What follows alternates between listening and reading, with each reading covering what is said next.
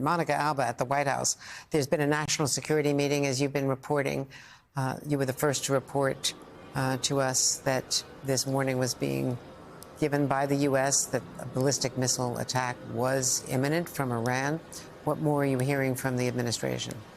Well, I can tell you, Andrea, that right now President Biden and Vice President Harris are monitoring all of these ongoing developments in real time from the White House Situation Room.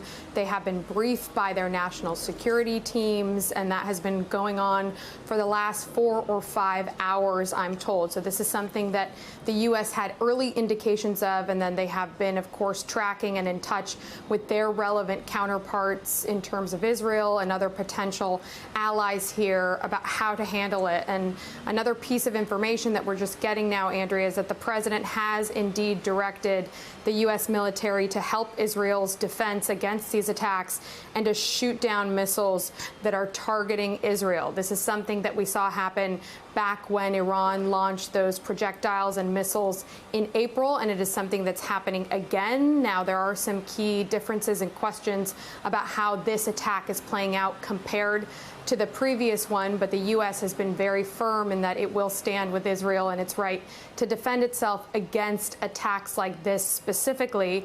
And we know that President Biden, in recent weeks, his top priority has been to try to limit anything that would escalate to a wider war. But as this is all happening so quickly, he is developing, of course, and monitoring this and trying to generate whatever kind of response the U.S. will have to this rhetorically as this is still going on. But for now, they are monitoring everything. They're waiting to see exactly how long these waves of attacks may continue.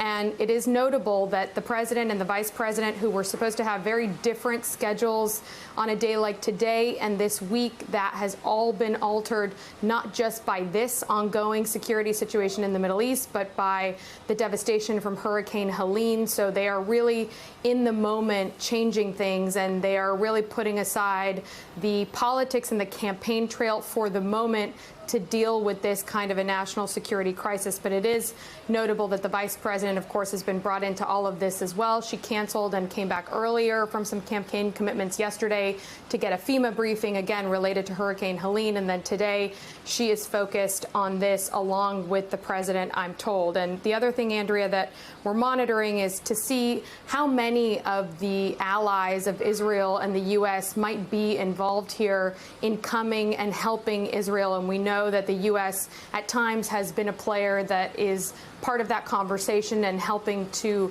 broker some of those talks with some of these other countries that might be coming to their aid. So that is something that is ongoing and that they are still discussing.